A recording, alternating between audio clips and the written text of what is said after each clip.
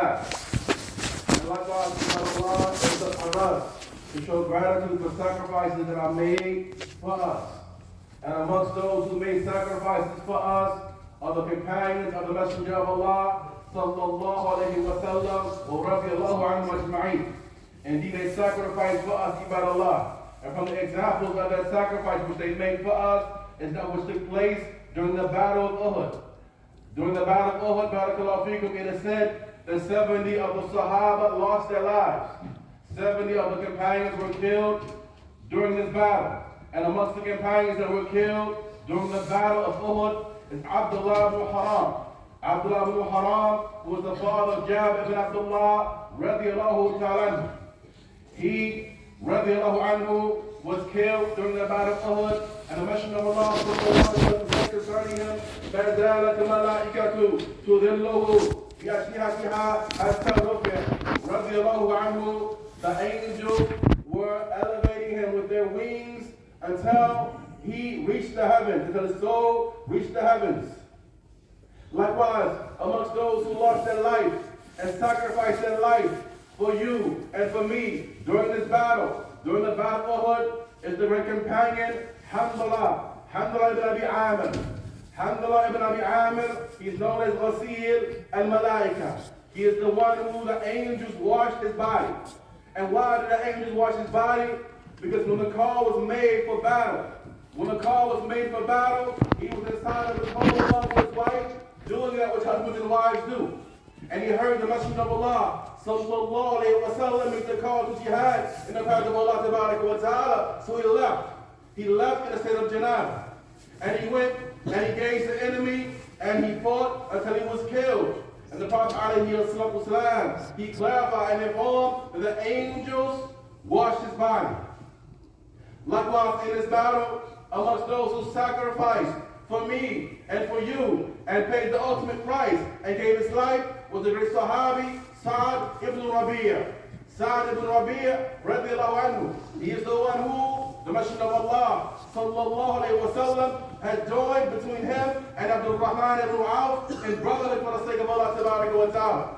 And we have exemplary narration indicating the strong level of brotherhood which there were between him and Sa'd and Abdul Rahman ibn Auf. And he was martyred in this battle. He was killed on the battlefield. The Messenger of Allah alayhi salam, he sent some of the Sahaba out to go in search of him. The brothers can move up. And he sent some of the Sahaba out to go in search for him. And when they found him, he was at the end of his life, breathing his last breath. More than 70 wounds. 70 wounds from being pierced with a spear, struck with a sword, and hit with arrows. So it was said to him, يا سعد إن رسول الله صلى الله عليه وسلم يقرأ عليك السلام ويقول لك أخبرني كيف تجد. It was said to him, O Sa'd, indeed the Messenger of Allah sallallahu alayhi wa sallam gives salam to you. And he says, how are you doing? And so he said in response, وعلى رسول الله الصلاة والسلام, and upon the Messenger of Allah be praise and peace. قل له, say to him, inform the Messenger of Allah عليه الصلاة that I said, يا رسول الله أجل ريح الجنة. I said, O Messenger of Allah, I indeed smell the scent of paradise. I indeed smell the scent of paradise. وقل لقومي الأنصار, and say to my people amongst the Ansar, لا أغل لكم عند الله إن خلص إلى رسول الله. You have no excuse in front of Allah tabaraka wa ta'ala if the Messenger of Allah were to turn his back upon you. And he breathed his last breath, he died. Likewise, amongst those who died in the Battle of Uhud was ibn Nadr. Ibn Nadr, who was the paternal uncle of Anas ibn Malik, radiyallahu anhu. And he is the individual who, when the people began to turn their backs on the battlefield and flee, he stood firm. He stood firm. He did not turn his back. He did not run away. Rather, he ran towards the enemy. He ran towards them to the point that he said, when he saw the Sahaba running away, some of them running away from the battlefield, he said, Allahumma inni a'tadiru ilayka mimma sana'a ha'ula. Oh Allah, indeed, I apologize to you for what these have done, meaning those who had ran away from the battlefield. وَأَبْرَوْا إِلَيْكَ مِمَّا صَنَعَ هَؤُلَاءِ, and I free myself before you, O Allah, from what these people have done, meaning the pagans. And he ran towards the enemy to engage them in battle, and upon his way towards facing them and fighting them, he encountered Sa'd ibn Mu'adh, who said to him, إِلَىٰ أَيْنَ يَا أَبَا عَمْرٍ. He said to him, where are you going, Abu Amr? He said, وَهِيَ لِرِيحِ الْجَنَّةِ. I'm running towards the smell of paradise. But by Allah, I can find it coming from under the Mount Uhud. And he went towards the enemy, and he engaged him in battle until he was killed. And his body had more than 80 wounds on it. He was virtually indistinguishable. His body was mutilated by these kuffar. He was indistinguishable. No one was able to identify his body except his sister, who identified him by way of his fingertips. Likewise, amongst those who died within this battle was Abu Sa'd ibn Khaythama. Abu Sa'd ibn Khaythama, his son Sa'd, was martyred in the battle of Badr. His son died before him in the battle of Badr. And so his father, the father came to the Prophet of Allah, sallallahu alayhi wa sallam, and he said, Ya Rasulullah, قَدْ رَأَيْتُ ابْنِي الْبَارِحَةَ فِي النَّوْمِ. He said, O Messenger of Allah, I saw my son last night in a dream. I saw my son last night in a dream. He said, I saw my son in a dream in the most excellent shape. And he was frolicking and playing in the pastures and gardens of Jannah. And he said, Ilhaq bina. And he said to me, come and join us. He said to me, come and join us.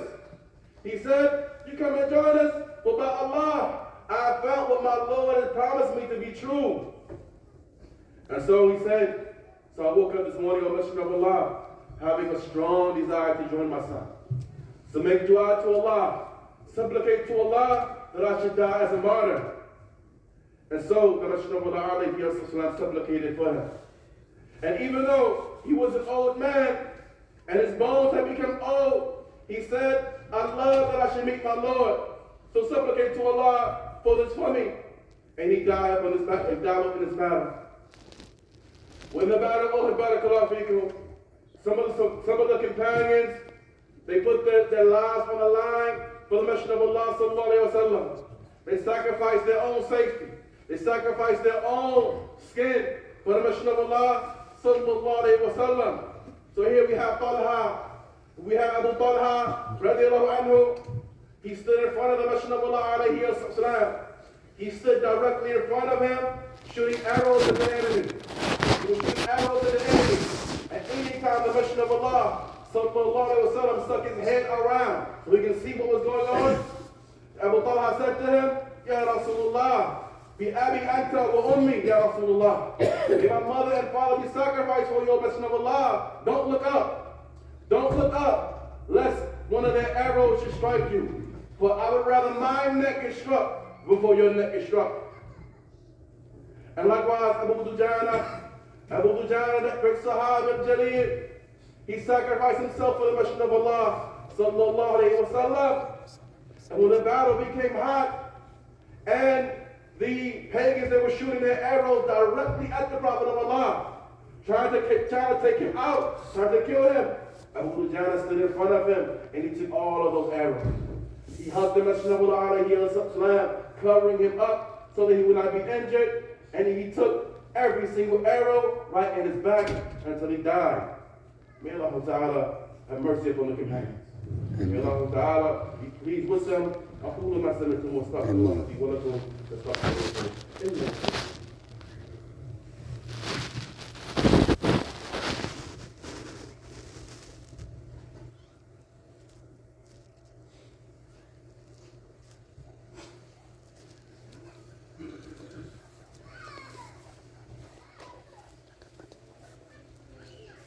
الحمد لله رب العالمين وصلى الله وسلم وبارك على المبعوث رحمة للعالمين نبينا وإمامنا محمد الأمين وعلى آله وصحبه أجمعين وبعد. It is upon us to be grateful to those who have sacrificed for us so that Islam can reach us today, so that we can ride around in our comfortable vehicle, listening to the book of Allah, and we can come to the masjid, and we can listen to the durus and Miyah classes that are teaching us the book of Allah and teaching us the sunnah of Rasulullah sallallahu alayhi wa sallam. But other than us have already put their lives on the line.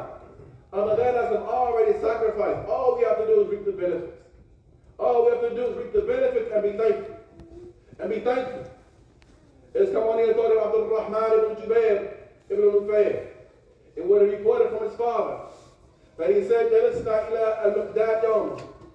He said, one day we're sitting along with al-Miqdad, the great Sahabi al-Miqdad ibn Aswad.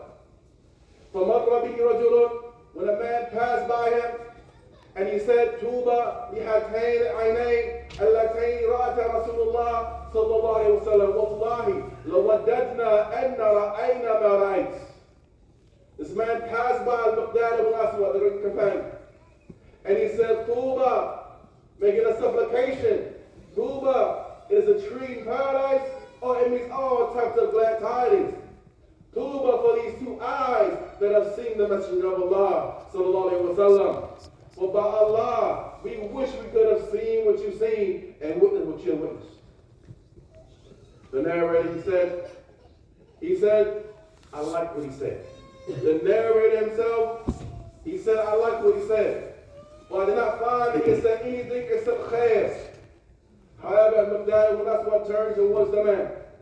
And he said to him, ما يحمل أحدكم على أن يتمنى محضرا غيبه الله عنه لا يدري لو شهده كيف كان يكون فيه. He said, what will make a person wish for something that Allah kept away from him when he doesn't know how he would have reacted had he seen it? You don't know how you would have been had you seen it. He said, رضي الله تعالى عنه, والله لقد حضر رسول الله صلى الله عليه وسلم أقوام كبهم الله على مناخرهم في جهنم. But by Allah, there were those who saw the Messenger of Allah عليه وسلم with their own eyes. There were those who saw the Messenger of Allah. They witnessed the miracles that he performed. They witnessed the description of the revelation of Allah subhanahu wa ta'ala. They saw all of that. But as a result, Allah dragged them up on their faces in the fire of hell. And then he said, why is this? Because they didn't respond to him and they didn't believe him. Don't we just thank Allah subhanahu wa ta'ala and praise him? I would like to have my door. Won't we just praise Allah subhanahu wa ta'ala? That you don't know anything other than the Lord. Believing in him subhanahu wa ta'ala and following your prophets. That's all you have to do. Believe in Allah and follow your prophets. وَقَدْ كَفَيْتُمْ الْبَلَاءَ بِغَيْرِكُمْ. But other than you, have already sufficed you for having a good. Other than us, have sufficed us. We don't have to put our lives on the line like that, like they did. We have to go through what they go through. We don't have to be tormented as they were tormented. All we have to do is be grateful to Allah subhanahu wa ta'ala for guiding us to Islam. And practice our religion. And do what we're supposed to do as Muslims. Be a public time for sunnah about the all we have to do. He said, رضي الله تعالى, indeed the Messenger of Allah alayhi wasallam was sent by Allah. على أشد حال بعث عليه نبي. He said the Messenger of Allah was sent in the most severe circumstances that any other prophet was ever sent. No other prophet before him was sent under such circumstances that was so dire and severe as his. He got to our 10. He was sent during a fatwa, meaning a break in prophets and messengers being sent. There were about 600 years between him and Isa. No prophets and messengers were sent during this time. Imagine how this deviation would build up over a course of 600 years. No prophets were sent between Isa and the Messenger of Allah Muhammad alayhi wasallam. This is that fatwa, that break in the sending of prophets. And ignorance. ما يرون دين أفضل من عبادة الأوثان. And the people did not believe that there was a religion better than the worship of idols. They didn't believe there was anything better on the face of the earth than worshiping a rock or a tree. He said, فَجَاءَ بِفُرْقَانٍ. And so he came with that criterion, حَتَّى إِنَّ الرَّجُلَ يَرَى وَالِدَهُ وَوَلِدَهُ, to the point that a man would see his father, or he would see his son, or his brother being a kafir, being a disbeliever. وقد فتح Allah, but Allah Ta'ala had granted him the tawfiq to embrace Islam and to embrace Iman. And he knows that his beloved one is going to be destroyed. Meaning if he dies in this state. He knows the one that he loves, his mother, his father, his son, his brother, the one that he loves is going to be destroyed. He's a kafir if he dies in this state. How can his eyes ever be cool me? How can he ever relax? How can he ever rest? Knowing that the one he loves is in the hellfire. Ibad Allah. Amongst those who died in the battle of Uhud, the Sayyid al-Shuhada. He is the greatest of the martyrs, the chief of the martyrs. Hamza ibn Abdul Muttalib, radiallahu ta'ala. The story of his death is narrated by the one that killed him.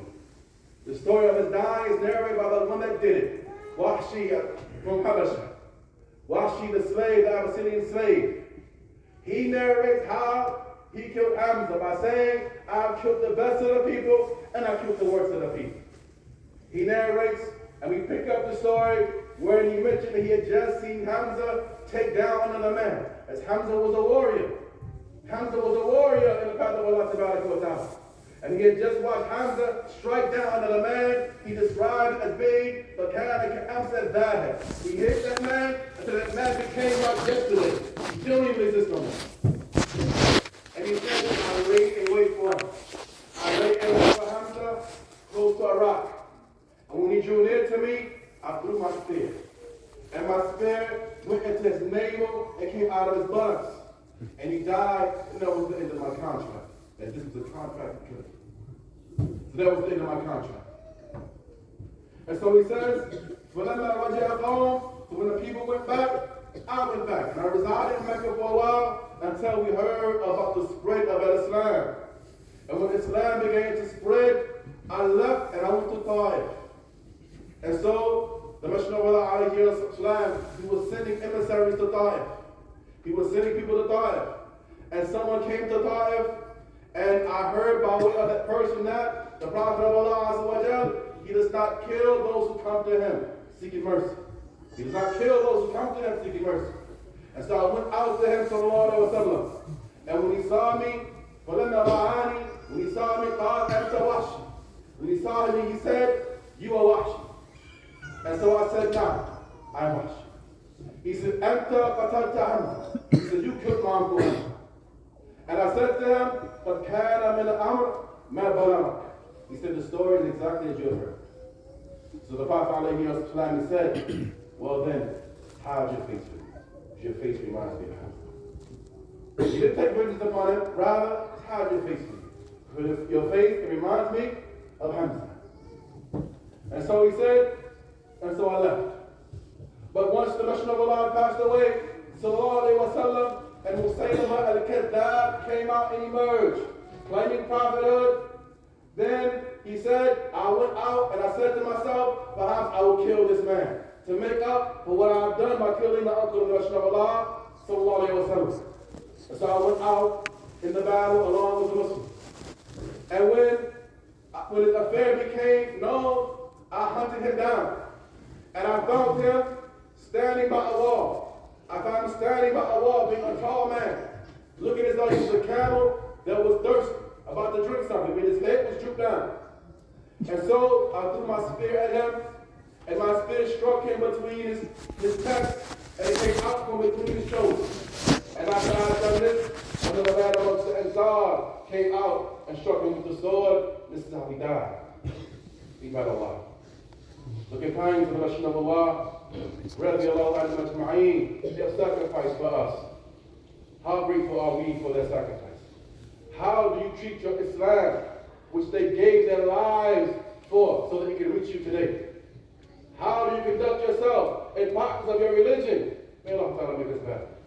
May Allah Azza wa Jal have mercy upon the companions. May Allah Ta'ala accept from us our family today and our fasting of today. هذا رسول الله صلى الله عليه وسلم محمد وعلى اله وصحبه اجمعين اخر دعوانا ان الحمد لله رب العالمين. Amén.